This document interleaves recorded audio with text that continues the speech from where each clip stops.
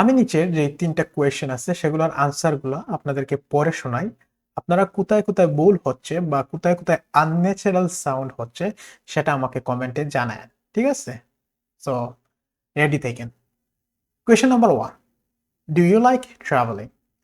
Yes, I like traveling a lot. Absolutely, advanced answer. Absolutely.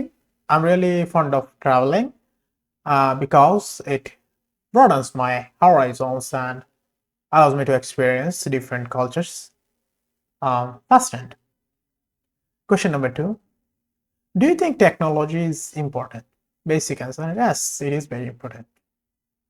Advanced answer: without a doubt, technology is of utmost significant in today's world as it facilitates communication and enhances efficiency in almost every aspect of life. Good. Question number 3: what do you do in your free time? I watch movies in my free time. In my leisure time, I have a spot soft for watching movies, especially provoking thought documentaries that expand uh, my understanding of the world. এখন আপনারা বলেন তো আমি আবার বলতেছি যে কোন, কোন জিনিসগুলো আমি আনন্যাচারাল শোনালো এবং কোন জিনিসটা ন্যাচারাল শোনালো? আপনারা কমেন্টে ভিডিওটা পোস্ট দিয়ে কমেন্টে জানান। আশা করি আপনারা ধরতে পেরেছেন। আর ধরতে না পারলেও আমি বলে দিচ্ছি। সেটা হচ্ছে যে আমি যে বেসিক যে অ্যান্সার গুলা করলাম সেগুলা প্রত্যেকটি অ্যান্সারে কি ন্যাচারাল শোনালো।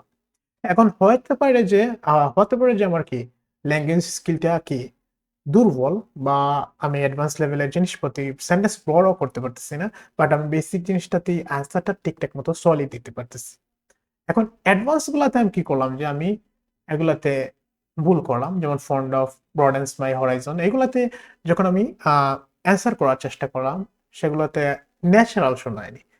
প্রায় প্রতিটা অ্যাডভান্স অ্যান্সারই পুরোটাতেই আমি ন্যাচারালি সাউন্ড করতে পারিনি। কারণ এগুলাতে যে ফ্রেজেস গুলো ব্যবহার হয়ে গেছে ওই ফ্রেজেস গুলো ব্যবহার করতে আমি অভ্যস্ত না। Normally I am really fond of এই জিনিসটাতে হয়তো আমি বলতে পারি যে I like travelling A lot. But ওই জিনিসটাতে আমি ফন্ড অফ ব্যবহারে আমি অভ্যস্ত না। ব্রডেন্স মাই হরাইজন এটা বলাতে আমি কি অভ্যস্ত না। যার কারণে আমার এই জিনিসটা সাউন্ড করতে আনন্যাচারাল সাউন্ড করেছি মনে হলো। সো আপনারা আশা করি আমি যে জিনিসটা ইন্ডিকেট করতেছি সেটাও ধরতে পারতেছি। অনেকেই হয়তো বা ভাবতে পারেন যে ব্যান্ড 9 লেভেলের ভোকাবুলারি ফ্রেজেস গুলো ব্যবহার করলে আপনার কি ভালো ব্যান্ড স্কোর আসবে এবং আসছেও। বাট আপনি যদি সেটা ন্যাচারালি ব্যবহার না করতে পারেন তাহলে আসবে না। আপনি আপনার জীবনে ফার্স্ট টাইম ব্যবহার করতেছেন যে utmost significance। এখন আপনি এক্সামিনে আপনি হচ্ছে এই জিনিসটা মুখস্থ করে গেলেন যে utmost significance। এখন আপনি কনটেক্সট অনুযায়ী আপনি যখন অ্যান্সার করতেছেন, কনটেক্সট অনুযায়ী আপনি ঠিকঠাক মতো অ্যান্সার করতে পারতেছেন। এক্সামিনার আপনাকে প্রশ্ন করলো যে what is do you think technology is important? এখন আপনি technology is of utmost significant এই জিনিসটাতে ডাউট করে ফেললেন, তখন এক্সামিনার ধরে ফেলবে যে এ কি করেছে যে কিছু ফ্রেজেস মুখস্থ করে এসেছে এবং সেগুলো ব্যবহার করার চেষ্টা করতেছে বাট ব্যবহার করতে পারতেছে না। এখানে গরমিল করতেছে এবং আপনি কোন জায়গায় ভুল করতেছেন ওইটা আপনি নিজেও ধরতে পারতেছেন। একে তো আপনি এক্সামে নার্ভাস, তারপর আপনি যে এই জিনিসটা মুখস্থ করতেছেন ওইটা কনটেক্সট ওয়াইজ ব্যবহার করতে পারতেছেন না। সো ইন দি এন্ড যেই জিনিসটা হবে যে সেটা আপনার একটা ভালো ব্যান্ড স্কোর টার্গেট করে গিয়েছিলেন, ভালো ব্যান্ড স্কোরের বদলে আপনাকে এক্সামিনার কি আরো কম স্কোর দিয়ে দিবে। বাট আপনি যদি আমি একটা সাজেশন সবসময় দিই যে আপনি যদি বেসিক অ্যান্সারটাই ঠিকঠাক মতো করতে পারেন ওইটাই ঠিকঠাক মতো করেন, অ্যাডভান্স লেভেলের অ্যান্সার করার দরকার নেই। বাট অ্যাডভান্স লেভেলের অ্যান্সার যদি করতে হয় সেক্ষেত্রে আপনাকে হচ্ছে প্র্যাকটিস করা লাগবে। যত বেশি প্র্যাকটিস করবেন তত বেশি ন্যাচারাল সাউন্ড শোনাবে। আর সবসময় ব্যান্ড 9 লেভেলের যে ফ্রেজেস গুলো আছে ওইগুলো ব্যবহার করতে যাবেন না। কারণ এক্সামিনার তখন আপনাকে কি করবে যে স্পট করবে যে কি করতেছে যে নির্দিষ্ট কিছু ফ্রেজেস মুখস্থ করে এসে এপ্লাই করার চেষ্টা করতেছে। সবসময় আপনাকে মিক্সড করে অ্যাডভান্স বেসিক এই জিনিসগুলো মিক্স করে আপনাকে অ্যান্সার করার চেষ্টা করা লাগবে।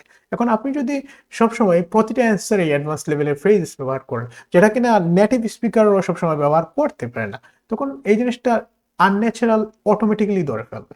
যেটা কিনা আপনার আইএলটিএস স্পিকিং অ্যাসেস করতে একটা বাজে এফেক্ট পড়বে রাইট? সো এই জিনিসটা সবসময় মাথায় রাখবেন যে ন্যাচারালি সাউন্ড করা লাগবে।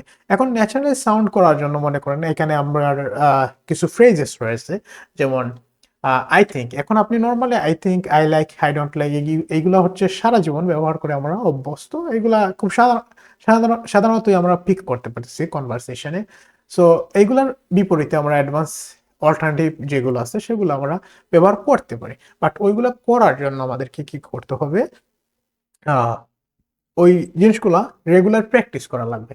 আপনার মক টেস্ট দিচ্ছেন বা বাড়িতে আয়নার সামনে প্র্যাকটিস করতেছেন বা মোবাইলে রেকর্ড করে প্র্যাকটিস করতেছেন, সেক্ষেত্রে আপনি চেষ্টা করতে হবে যে in my opinion from my perspective to my mind, এই ফ্রেজেসগুলো ব্যবহার করে আমি ঠিকঠাক মতো অ্যান্সার করতে পারতেছি কিনা, ওইখানে গ্রামাটিক্যালি কোনো ভুল হচ্ছে কিনা, বা আমি কনটেক্সট ওয়াইজ অ্যান্সারটা কি ফিট করাতে পারছি কিনা, এই অ্যাডভান্সড ফ্রেজটা আমি কনটেক্সট ওয়াইজ অ্যান্সারে ফিট করাতে পারছি কিনা, এই জিনিসটাকে আপনাকে লক্ষ্য রাখতে হবে। আর আপনি যদি এই লক্ষ্য রেখে প্র্যাকটিস করে করে অভ্যস্ত হতে পারেন, সেক্ষেত্রে আমি বলবো যে ব্যান্ড 9 লেভেলের ফ্রেজেসগুলো, ভোকাবুলারিগুলো ব্যবহার করা আপনার জন্য ভালো।